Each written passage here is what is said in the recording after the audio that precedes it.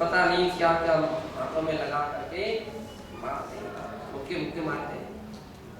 कोई नहीं देखते कि इनका पेट में लग रहा है कि मुख में लग रहा है कि कान में लग रहा है कि कहाँ लग रहा है। तो और व्यक्ति बड़ा खेल होता है उनका, क्या नाम से बड़े बड़े कार्यक्रम होते हैं, उसमें खुशी मनाते। और तो ठीक है, रावण वगैरह देख लो, दशहरा कैसे, ये सब क्या है? तो आचार्य महाराज कह रहे हैं कि परिताप की क्रिया है, दूसरे को कष्ट देना, दूसरे को तकलीफ देना, दूसरे को परेशान करना अनावश्यक, बिना प्रयोजन के, बिना कारण के, एक परिताप की क्रिया। आयु इंद्रिय बल प्राणानाम वियोग करना प्राणातिपात की क्रिया। प्राणों से ही उसके लिए प्राण मान लीजिए मार देना एक प्राणातिपात की क्रिया है। आयु इंद्रिय बल इत्यादि प्राणों का वियोग कर देना, किसी का गला पकड़ लिया, किसी की नाक पकड़ ली, किसी का सांस नहीं ले पाए, है ना, किसी के और भी इस प्रकार के प्राणों का वियोग करने के प्रति जो चेष्टा होती है, प्राणातिपात की, जान से मारने की क्रिया है प्राणातिपात की। रागादीक तत्वा प्रमादी नो रमणीय रूप दर्शनाभिप्रायो दर्शन क्रिया। रागादिकृत कृतत्वा, राग से आदि अर्थात भीगता हुआ, जो प्रमादी व्यक्तियों के द्वारा रमणीय रूप दर्शनाभिप्रायो, रमणीय रूप के दर्शन देखने का जो अभिप्राय होता है, ये है दर्शन क्रिया। कोई नाचता है, कुछ लोगों की आप दृष्टि देखो बिल्कुल टकटकी लगाते रहते, साधु लोगों की दृष्टि नीचे रहती है, घुमा फिरा करके भी नहीं देख सकते, यहाँ से वहां से ऐसा। कितने सारे बाग बगीचा घूमने की, बाग बगीचा साधु लोग नहीं घूमते हैं। बाजार घूमने के, महाराज में बाजार घूमने नहीं जाते हैं, और भी इस प्रकार के। तो इससे कोई प्रयोजन नहीं, कोई मतलब नहीं। केवल वे भगवान के दर्शन करने जा सकते हैं, गुरुओं के दर्शन करने के जा सकते हैं, तीर्थ क्षेत्र की यात्रा करने जा सकते हैं। बाकी लौकिक कार्यों में, मैसूर में थे पर लोग, बहुत सारे लोग बोल रहे थे क्या देखने चलना है, हमारा भगवान, हमारे मंदिर ही वृंदावन गार्डन है, वही सबसे बड़ा वृंदावन गार्डन है। और एक और कहाँ पर बॉम्बे में तो चौपाटी, क्या चौपाटी, हमने तो स्वाध्याय है, चल गाड़ी में बैठ जाओ, चौपाटी से कम नहीं है। तो ये लौकिक प्रयोजन जिसमें कोई धर्म नहीं, कोई तत्व नहीं, धार्मिकता नहीं है, कोई धर्म से जुड़ा हुआ अभिप्राय नहीं है, केवल इंद्रियों के विषय प्रधान जहां पर हुआ करते हैं, वह सब दर्शन क्रिया है, देखना चाहते, घूमना चाहते हैं। आचार्य कहते मत, ये सब मत देखिए, कोई मतलब नहीं, ये सब सांप्रदायिक आश्रम के कारण है, ये अनावश्यक अशुभ कर्म के आश्रय, इसमें कोई शुभ भी भाव नहीं जुड़ा हुआ है। कौन सा कर्म का आश्रम होगा? अशुभ कर्म का आश्रम। कितने लोग कहीं इस प्रकार के लौकिक कार्य होते हैं, छतों से झांक करके देखने लगते हैं, खिड़कियों से झांक करके देखने लगते, क्या देखना, क्या देख रहे हो, नहीं देखना चाहिए। प्रमाद वसात स्पष्ट व्यसन चेतनानुबंध स्पर्श क्रिया का, प्रमाद के बस होकर के जो स्पष्टव्य सचेतनानुबंध, सचेतन वस्तु को छूने के जो भाव होते हैं, दूसरे के लिए स्पर्श करने के भाव होते हैं, एक स्पर्शना क्रिया है। साधु लोग अपन चलते हैं तो दूसरों से इतने दूर चलते हैं कि एक दूसरे के शरीर ना टकराएं, हम लोग चलते तो कितने लोग हमारे से इतनी चिपट करके बात करते हैं, हम लोग ना दूर से बात करो। अब वो क्या है, सामने कहीं या तो कोई कैमरा वाला रहता है या कोई मोबाइल फोटो वाला रहता है, तो बस उसके लिए वो ये भी नहीं देखते हैं कि महाराज को धक्का लग रहा है, कि महाराज को क्या हो रहा है ना। तो ये क्या है कि अपन को चाहिए कि अपन उनको बोले कि थोड़ा दूर चलिए। अपन आपस में भी बैठते हैं तो इतनी सट करके नहीं बैठते हैं, ध्यान रखें। जब भी बैठते हैं तो इतने सट करके, इतनी बड़ी जगह है, इतना बड़ा मैदान है, इतना बड़ा स्थान है अपने लिए, रास्ते में भी चलते हैं तो एक दूसरे से टकराते नहीं। क्यों? शरीर पर असंख्यात जीव होते हैं, हर शरीर के अपनी अपनी प्रजाति के जीव होते हैं। स्पर्श से, उसके हवा से आदि आदि उन जीवों की प्रार्थना हो सकती है। इसलिए कम से कम संघर्षण ना हो, स्पर्शन आदि इसलिए नहीं करते, दूर रहते। स्पर्शन क्रिया अपूर्व अधिकरणोत्पादना प्राप्ति की क्रिया। अपूर्व अधिकरण यानी अधिकरणोत्पादक, नए नए तरीके से अधिकरणों को तैयार करना, नई नई सामग्रियां तैयार करना, नए नए अधिकरण हिंसा के साधनों को उत्पन्न करना प्राप्ति की क्रिया है। स्त्री पुरुष पशु संपाति देश अंतर मलोत्सर्ग करणम समन्तानुपात की क्रिया। जहां पर आम स्त्री, आम पुरुष, पशु इत्यादि बैठते हैं, ऐसे देशों में अंतर मलोत्सर्ग करणम, लघु संख्या शौचादि जाना समन्तानुपात की क्रिया है। इसलिए साधु जन इस बात के लिए पूरा पूरा ध्यान रखते हैं। जिस स्थान पर गाय बैल भैंस बांधी जाती है वहां पर शौच आदि नहीं जाते हैं, और प्रसंग आ जाए तो थोड़ा सा उस स्थान को छोड़ करके जाते हैं। और कुछ लोग नहीं जानते हैं, वो तो बोलते हैं साफ सुथरा स्थान दिख रहा है, इनसे नहीं, उस स्थान पर मलोत्सर्ग नहीं किया जाता। जहाँ पर आम व्यक्ति भी जा रहे हो, आते जाते हो, समन्तानुपात की क्रिया।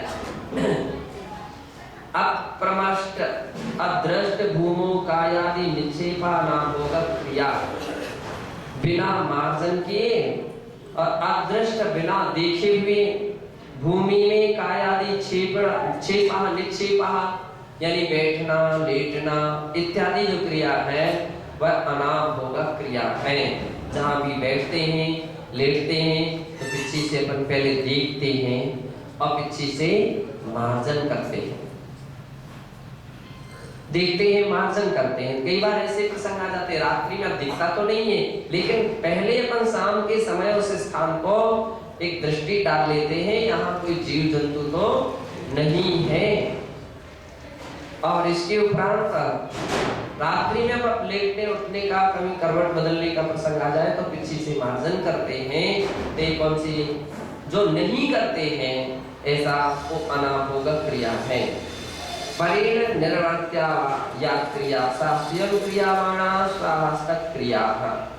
दूसरों के द्वारा की जाने वाले कार्य को स्वयं अपने हाथ से करने लग जाना स्वाहस्त की क्रिया है।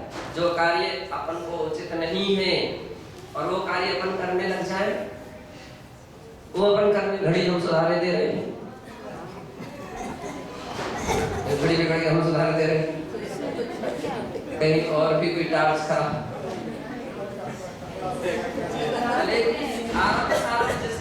वैसे संभव है ना, आरंभ सारंभ जिसमें बहुत सारे संभव है ना। अरे दीवार ऐसी नहीं, ऐसी दीवार बनाना चाहिए कि वो दीवार बनाने की विधि को तलाक कर जाते हैं, तो बनाने लग जाए, ऐसा खोदना चाहिए, विषम खोदने लग जाए, ऐसा बीज बोना चाहिए।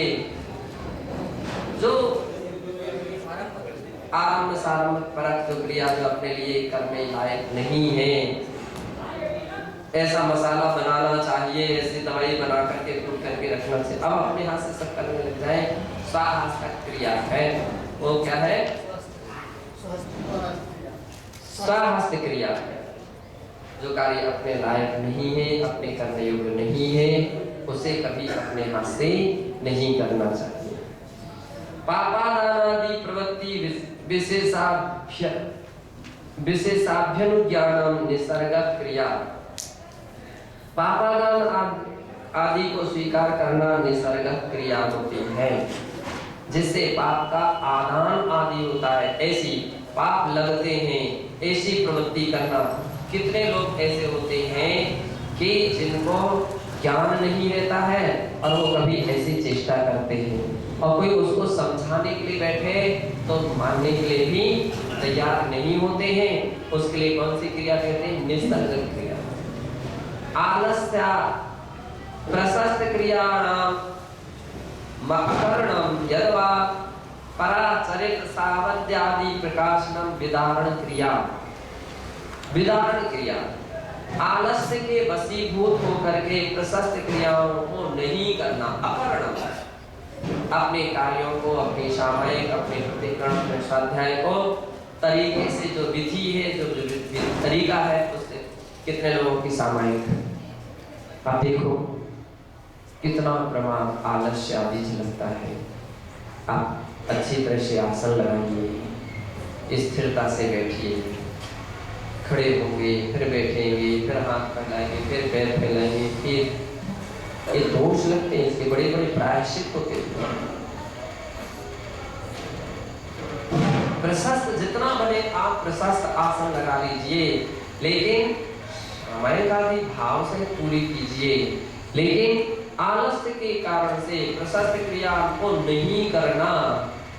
बहुत नींद आ रही है, वेट करके सामने कर लेंगे, अब उनको बहुत परेशानी हो रही है और ऐसा कर लेना, तो कोई क्रिया हो ही नहीं सकेगी, आपकी सम्यक साधना हो ही नहीं सकेगी। आलस्य को तो छोड़ना ही पड़ेगा। और आलस तो आलस्य है। आलस्य कैसी वस्तु रहती है? आलस्य है, जितना ब्रेक लगाओ तो ब्रेक लगते जाएंगे, और जितनी छूट दे दो उतनी ही शिथिलता बढ़ती बढ़ती चली जाएगी। ऐसी है। अतः पराचरित सावध्य आदि प्रकाशनम विदारण क्रिया। दूसरे के द्वारा कोई गलत कार्य हो गया है, उसको सभी लोगों के सामने प्रकट कर देना है ना, उसकी निंदा कर देना, उसका तिरस्कार कर देना, विदारण किया है। बने आप उसका भला करो, अवसर पाकर के एकांत में 4 लोगों के सामने किसी की प्रचार करने से, किसी का मान लीजिए दुष्प्रचार करने से उसका कोई भला नहीं होगा और तुम्हारा भी कोई भला नहीं होगा। कितने लोग रहते हैं दूसरों की चर्चा में तो बड़े सभा लगा करके बैठ जाते हैं, बुराइयों की बात करते हैं।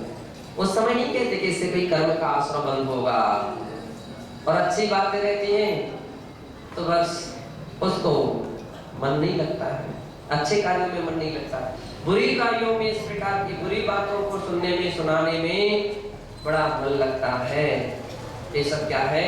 आचार्य कह रहे विदारण क्रिया है। जिसके विषय में तुम बात कर रहे हो, जितनी चर्चा कर रहे हो, उतना थोड़ा परिश्रम उसको समझाने में भी तो कर लो। हो सकता है कि व्यर्थ की चर्चा करने की अपेक्षा से थोड़ा परिश्रम उसको समझाने के लिए करने लग जाए तो उसका भला हो जाएगा और उसका सुधार हो सकता। स्थितिकरण अंग आपका सम्यक दर्शन का एक महत्वपूर्ण अंग का पालन हो जाएगा। तो जितनी अपन चर्चाओं में, बुराइयों में समय लगाते हैं उसको छोड़ें, बने अच्छे कार्यों में उपयोग लगाने का प्रयास करें। यथोक्त आगम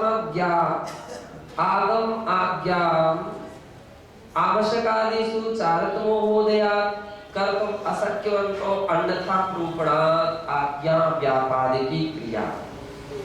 आगम और आगम की जो आज्ञा है या जैनेन्द्र भगवान की जो आज्ञा है उसके उसको आवश्यक आदिशु और आवश्यक आदि के विषय में आज्ञा है कि उसको अवश्य पालना चाहिए, पालन करना चाहिए, विधिवत पालन करना चाहिए। किंतु उसे क्या चारतमोहोदयात् चारतमोह के उदय के बस कर्तुम अशक्यनवन्तो, उनको करने में अशक्यता होने पर, असमर्थता होने पर, अन्यथा प्रूपणात्, अन्यथा प्रूपण करना आज्ञा व्यापादि की क्रिया है। आज्ञा का व्यवघात कर दिया आपने। किसकी आज्ञा का? जिनांगम की, जिनेंद्र भगवान की आज्ञा का विनाश किया है। कुछ लोग इसके शंके रहते हैं, जो इतना तो चलता है, इतना तो सभी जगह चलता है, ऐसा तो सभी जगह होता है, और इस प्रकार की बातों से दूसरे को और चर्या से विहीन, क्योंकि स्वयं चारित्र विहीन है, स्वयं आलस्य है, वे ऐसी बातें करते हैं। और ऐसी बातें करने वाले एक दिन संयम को भी होकर के बैठ जाते हैं। हमारे पास भी कुछ महाराज आए थे, उनको मैंने खूब समझाया, वो इतना तो चलता है, इतना तो होता है, इतना तो, उसका परिणाम देख लिया आखिरी में क्या लिखा? नहीं समझ पाए, नहीं मान पाए, नहीं सुधर पाए। तो धीरे धीरे ठीक है, अगर ऐसा करते जाओगे तो एक दिन ऐसा आ जाएगा कि संयम का विनाश हो जाएगा, कोई भी आपके संयम की रक्षा कर सकेगा नहीं। तो जो व्यक्ति स्वयं शास्त्र के अनुसार नहीं चल रहा और शास्त्र को क्या कर रहा है कि अन्यथा प्रूपणा, अपने हिसाब से उसकी प्रूपणा करना चाहता है, शास्त्र को अनुसार तो नहीं चल रहा लेकिन शास्त्र को अपने अनुसार अर्थ करना चाहता है। कभी भी इस बात के लिए ध्यान रखना चाहिए कि ऐसा दुस्साहस कभी नहीं करना चाहिए कि हम कभी आगम के अनुसार ना चले। एक बार मान सकते हैं कि आपकी चारित्र कर्म का उदय है, लेकिन अन्यथा प्रूपण करने लग जाना बहुत बड़ी गलत बात है।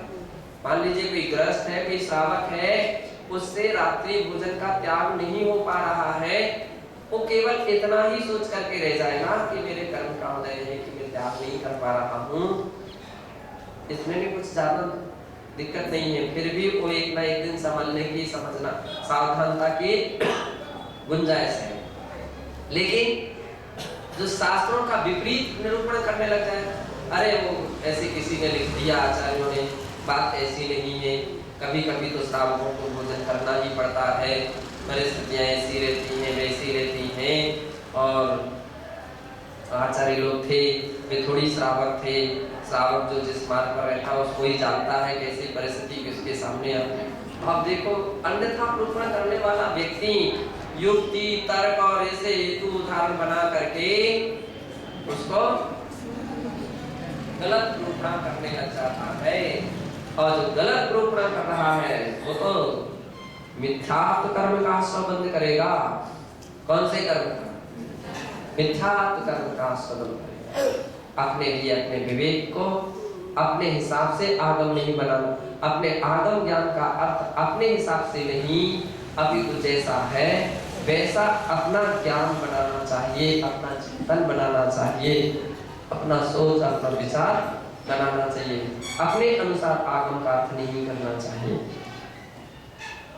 साठ्य आलस्याभ्याम प्रवचनादि प्रवचनापादिष्ट विधि कर्तव्यता अनादरा अनाकांक्षा क्रिया।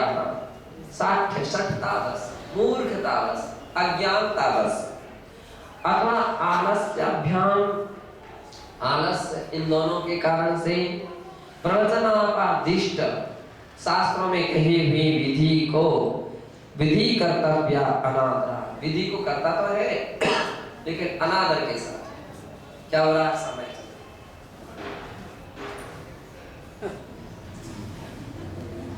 इसी समय फिर ऐसे बैठते, फिर वैसे बैठते, फिर ऐसे बैठते, फिर ऐसे उठते, क्या करें? एक कोई चेष्टा जो है, ये जो क्रिया है, ये कोई सम्यक क्रिया तो नहीं है, ये सम्यक क्रिया नहीं है, तो एक अनाकांक्षा क्रिया है। उसके लिए क्या बता रहे हैं? सठतावस यानी अज्ञानतावस, आलस्याभ्याम और आलस्य के कारण प्रवचनापादिष्ट विधि कर्तव्यता, प्रवचन आदि विधि और जो है उसके कर्तव्यों के पालन में अनादर भाव, मन नहीं लग रहा, कब पूरा हो, कब समय पूरा हो, कब कैसे समय पूरा हो, कैसे समय पूरा हो, अब कितने बज गए, अब कितने बज गए, अब ऐसी चेष्टाएं जब चलती हैं तो समझ लीजिए कौन सी क्रिया चल रही है? अनाकांक्षा क्रिया है। अनाकांक्षा छेदन भेदनादि क्रिया परत्वम अन्येन च आरंभे क्रियमाणे प्रहर्ष आरंभ क्रिया। छेदन बंधन आदि जो क्रिया है और परत्वम अर्थात दूसरे के जो अंगोपांग आदि हैं उनके छेदन भेदन में तत्पर होना अथवा अन्य के द्वारा अहिंसा आदि व्यापार किए जाने पर हर्षित होना आरंभ क्रिया है। आरंभ सारंभ किसी ने किया, बहुत अच्छा किया, बहुत अच्छा किया, वाह वाह वाह, क्या छत को पानी से खूब भीगा करके रख दिया, लेकिन छने पानी से गाया कि अनछने से, और कितने वो पानी कितना गिरा, कहाँ गिरा, कितने जीव, कितने चींटी, कितने क्या, कोई बचे क्या? जो आनंद आ रहा है इसके साथ इस विषय में भी विचार करना चाहिए, इस विषय में भी सोचना चाहिए। कपड़े बहुत अच्छे धुले, चटाई बहुत अच्छी, वाह वाह बहुत अच्छी साफ करके धुले, कितना सर्फ साबुन का प्रयोग हुआ, और वो पानी वो मान लीजिए कास्टिक सोडा वाला उस नाली में बहा, कितने जीवों की विराधना हुई, क्या इस विषय में भी आपने सोचा क्या? तो केवल आनंद मनाने का विषय नहीं होना चाहिए, आनंद के साथ ये भी तो सोचना चाहिए कि हमको आनंद किस दिशा में होना चाहिए। कहीं हमारी आज की खुशी आपकी आनंद का पोषक तो नहीं है, आपकी हिंसा का पोषक तो नहीं है, कहीं वो हिंसा नंदी रौद्र ध्यान जैसी स्थिति तक तो नहीं पहुंचा रहा है। इसलिए आचार्य महाराज कह रहे हैं कि ये भी क्या है, ये आरंभक क्रिया है, आरंभ को बढ़ाने वाली।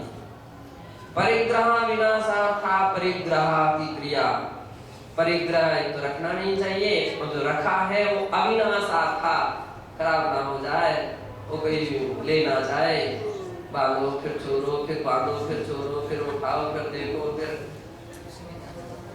उसी में सारा समय। कुछ लोगों के पास एक गांठ में एक पॉलीथीन में दूसरी पॉलीथीन, दूसरी पॉलीथीन में तीसरी पॉलीथीन, तीसरी में चौथी पॉलीथीन, और एक गांठ में दूसरी गांठ, फिर दूसरी सामग्री, फिर एक टोकरी, फिर उसके अंदर दूसरी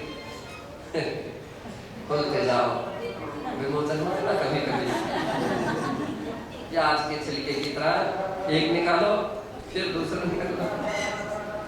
तो ये सारी की सारी जो क्रिया है परिग्रह की रक्षा के लिए जो की जाती है परिग्रह की क्रिया है। ज्ञान दर्शनादिषु निकृति वंचनम माया क्रिया, ज्ञान दर्शन आदि में निकृति वंचन भाव रखना, छल कपट भाव रखना। हमारा सिर दर्द कर रहा था, हमारा शरीर, इसलिए हम सामयिक में नहीं, स्वाध्याय में नहीं आ रहे, हमारा पेट दर्द कर रहा था, हमारे लिए चक्कर आ रहे थे। सही बताओ कि कोई मिलने जुलने वाले आए थे क्या? कोई रिश्तेदार आए थे क्या? कोई पहचान के आए थे क्या? ये सारी बातें बहाने क्यों बनाते हो? क्यों अनावश्यक कर्म का आश्रय बंद करते हो? तुमसे यही होता हो, परावस्था में तो सब कुछ कर लेते हो, स्वावस्था में आपको प्रमाद भाव आता है, नहीं हो पा रहा।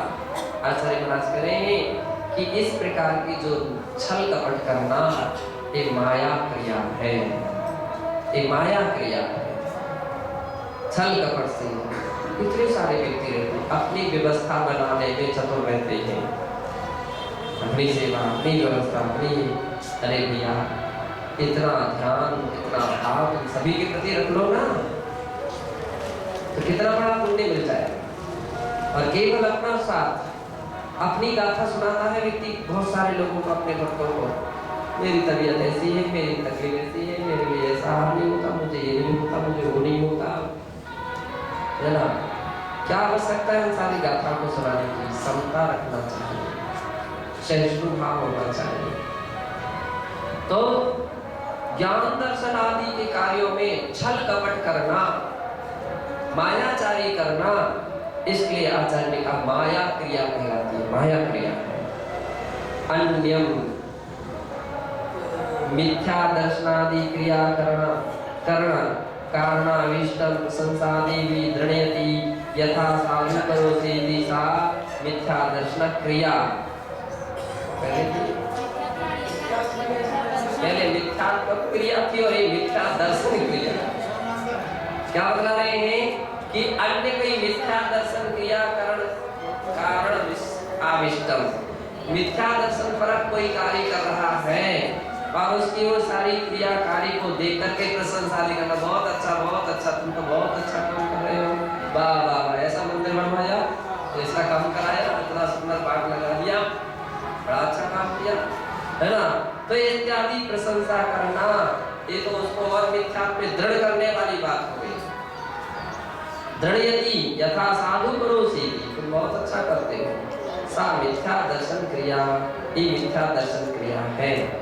अंत में संयम घाती कर्मोदयवसात् अनिवृत्ति अप्रत्यक्षान क्रिया। संयम घाती कर्म के उदय के वश हो करके उन कार्यों से निवृत्त नहीं होना, उन्हें नहीं छोड़ना, उनमें चेंजिंग नहीं लाना, बदलाव नहीं लाना। कितने सारे लोग रहते हैं जो हठग्राही रहते हैं ना, अब कभी जब हठता में आ जाते हैं, हम तो ऐसे ही करेंगे, हम तो ऐसे ही करेंगे, हम तो ऐसे ही करेंगे, कहने को किसको क्या करते हैं, करने दो, जिसको कहना हो कहने दो, जिसको जो बोलना हो तो हम तो ऐसे ही। हठग्राही व्यक्ति रहते हैं, वे गलत पर गलत करते जाते हैं। अप्रत्यक्षान, प्रत्यक्षान का त्याग, अप्रत्यक्षान का त्याग नहीं करना, ये अप्रत्यक्षान की क्रिया है। ऐसी स्थिति पर एक दिन ऐसी स्थिति आ जाती है, संयम से विमुख हो जाती है, संयम उनके हाथ से छूट जाता है, अथवा सम्यक दर्शन छूट जाता है, उसका ज्ञान चारित्र आदि सब कुछ रत्नत्रय हाथ से समाप्त हो जाता है। तो इन सब बातों को, क्रियाओं को पढ़ने का अर्थ ये है कि अपन यथाविधि उनसे कैसे, अपन को किससे बचना चाहिए और किस कार्य में लगना चाहिए, इस बात का विवेक अपने जीवन में जगाए और अपने सम्यक रास्ते पर चलते हुए अपने जीवन को सार्थक और सफल करना चाहिए। यही यहाँ का तात्पर्य होगा।